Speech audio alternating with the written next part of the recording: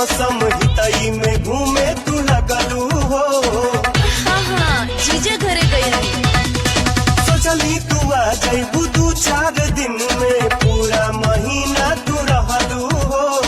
हाँ हाँ फिर बुआ घर चलते हैं। जून जुलाई में गर्मी से बचलू, कब जब छत पर दिखा